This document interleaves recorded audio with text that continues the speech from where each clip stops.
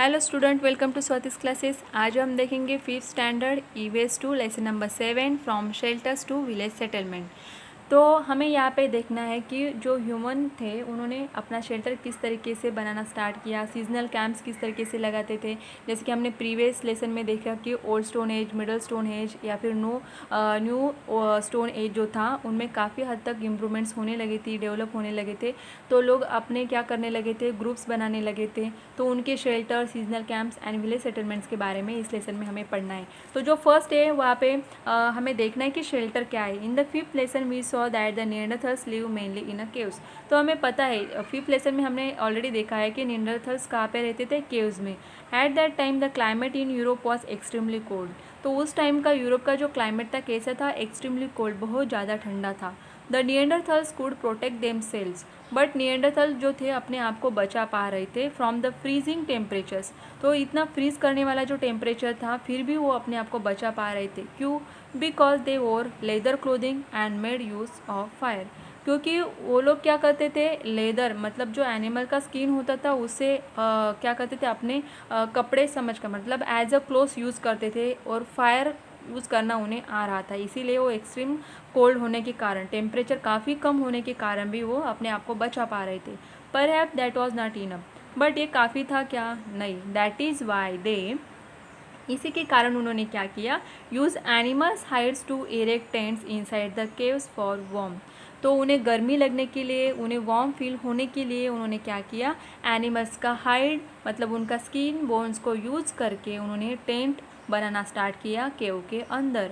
Where ever necessary they also built huts in the open. जब ज़रूरी होता था तो ऐसे हर्ट्स वो ओपनली भी मतलब ग्राउंड पे भी बना सकते थे, लेकिन वो कहाँ पे बनाते थे, केव्स के अंदर। यहाँ पे आपको पिक्चर दिख रहा है, warm 2 room tent erected by Neanderthals man inside a cave. France में होता था ये। तो ये हमें यहाँ पे पिक्चर दिख रहा है कि कैसे उन्होंने एनिमल्स के हाइड से या फिर बोन्स से मतलब स्किन एंड बोन्स यूज़ करके टेंट बनाए हैं अपने लिए, ताकि उनको क्या लगे, गर्मी लगे। इसके लिए वो कहाँ पे बनाते थे, केव्स के अंदर भी और बाहर ग्राउंड पे भी बना सकते थे। नेक्स्ट देख रहे हैं हमें यहाँ पे सीजनल कैंप। तो सीजनल कैंप क्या है? In the middle stone age groups of Homo sapien had established camps all over the world. तो मिडल स्टोन एज में हमने देखा कि होमोसेपियन जो थे उन्होंने अपने कैंप वर्ल्ड में काफ़ी जगह पे उन्होंने क्या किया था, बनाना स्टार्ट किया था। At that time the climate was getting warmer. अभी इस टाइम में क्या हो रहा था कि क्लाइमेट अभी वार्म होने लगा था, थोड़ा थोड़ा करके गर्म होने लगा था। Everywhere the environment was changing. तो हर जगह पे एनवायरनमेंट क्या हो रहा था, तभी चेंज हो रहा था। And with it the diet of Homo sapien was also undergone change. तो जैसे कि क्लाइमेट चेंज हो रहा था, एनवायरनमेंट चेंज हो रहा था, उसी तरह उनका जो डाइट था वो भी क्या हो रहा था, चेंज होने लगा था। By the time of the Middle Stone Age, big animals like mammoths were on the way to extinction. तो मिडल स्टोन एज में क्या हो रहा था कि जो बिग एनिमल्स थे, मैमोस क्या होते हैं, जैसे कि आज हमें पता है कि एलिफेंट होते हैं। तो एलिफेंट से थोड़े ज़्यादा बिगर साइज़ में होते थे ये, तो उन्हें बोला जाता था मैमोस। तो ये उस टाइम क्या होने वाले थे, एक्सटिंक्शन मतलब क्या, ख़त्म होने वाले थे due to the changing environment. किसके कारण? एनवायरनमेंट चेंज हो रहा था, तो उनको एडप्ट कर पाना मुश्किल हो रहा था, सर्वाइव कर पाना उस एनवायरनमेंट में मुश्किल हो रहा था। And also because they were, और एक कारण था कौन सा, they were hunted on a large, very large scale. तो बहुत सारी संख्या में उनका क्या किया जा रहा था, शिकार किया जा रहा था। इसके कारण वो ख़त्म होने वाले थे। That is why homo sapien had largely turn to fishing. तो इसके कारण ही उन्होंने क्या किया, हंटिंग छोड़ के दूसरा एक यूज़ किया, दूसरा मतलब फिशिंग करना उन्होंने स्टार्ट किया था। He also began to depend more on hunting smaller animals. तो पहले क्या करते थे, मैमल्स को क्या करते थे, शिकार करते थे, बट वो ख़त्म होने वाले थे या ख़त्म हो रहे थे। इसके लिए उन्होंने क्या किया, दूसरा रास्ता ढूंढा। वो क्या था, फिशिंग करना, या फिर जो छोटे मोटे दूसरे एनिमल्स थे उनका शिकार करते थे, जैसे कि boar, deer, mountain goats and sheep जो उन्हें मिलती थी वहाँ पर उनका शिकार करते थे। तो यहाँ पर देखिए हमें पिक्चर दिख रहा है, मैमोथ एंड एलिफेंट। तो ये होते थे मैमोथ जो, और ये है एलिफेंट। तो एलिफेंट से थोड़े बिग साइज़ में दिख रहे हैं यहाँ पे। The mammoth was an ancestor of the elephant. तो ये क्या है, जैसे कि हम बोलते हैं ना हमारे पूर्वज कौन थे, एप्स थे या फिर चिंपांजीज थे। तो यहाँ पे ये एलिफेंट के पूर्वज, एंसेस्टर थे mammoth. However he was much bigger in size compare to the elephant. तो एलिफेंट से ज़्यादा क्या थे, ये बिगर थे मैमोथ्स, वो उस टाइम में एक्सटिंक्ट होने लगे थे। The change diet pattern enabled the group of Homo sapien to roam to far away region. तो जो चेंज होने लगा था उनके डाइट में, इसके कारण होमो सैपियन क्या करने लगते, रोम मतलब क्या, एक जगह से दूसरी जगह पे घूमने लगे थे।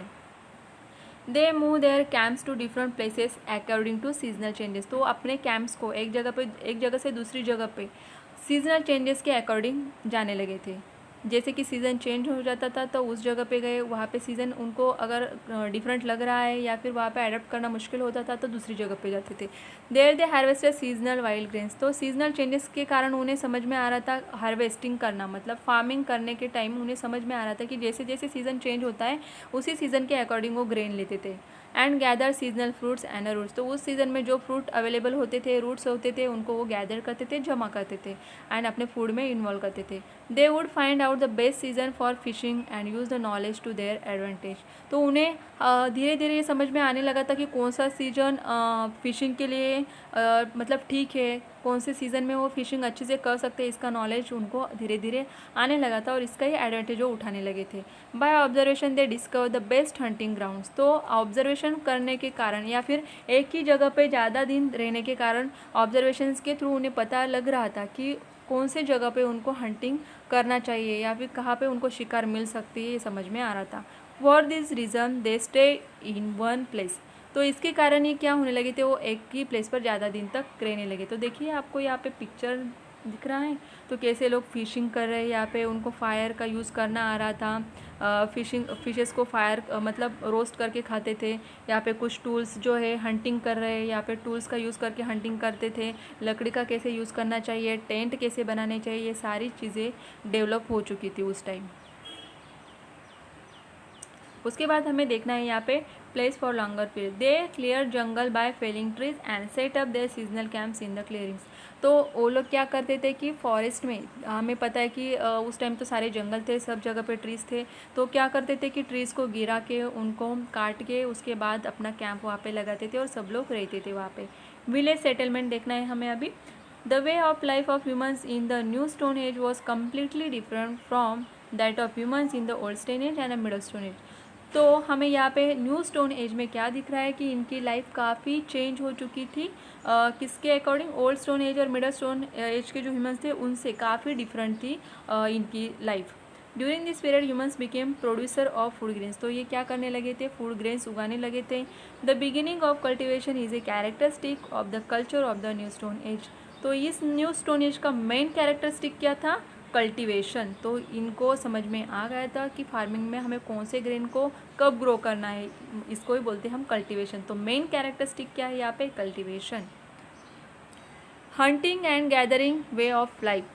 तो in the hunting and gathering way of life it is necessary to keep moving all the time. तो उनको ये समझ में आ गया था अगर हमें हंटिंग करनी है तो हमें अलग अलग जगह पे जाना होगा और हमारी लाइफ को अच्छी तरह से जीना है तो एक जगह से दूसरी जगह पे हमें जाना होगा, ऑब्जर्व करना होगा।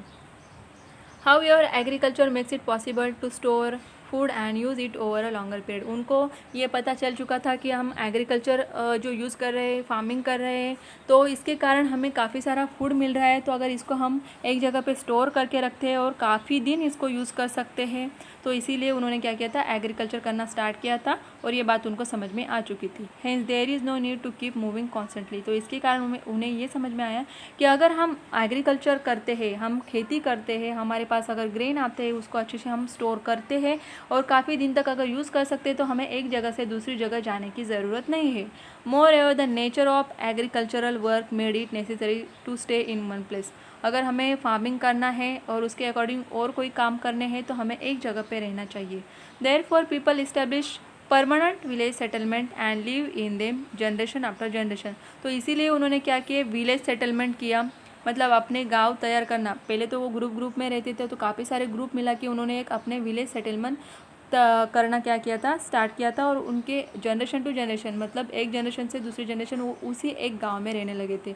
इन the next lesson we shall review the social organisation and the culture of this village settlement. तो जो विलेज सेटलमेंट उनका हुआ था, उनके बारे में काफ़ी जानकारी हमें मिलेगी, वो देखना है हमें नेक्स्ट लेसन में। स्टूडेंट्स, अगर आपको लेसन अच्छा लगा हो तो लाइक करें, शेयर करें एंड सब्सक्राइब ज़रूर करें।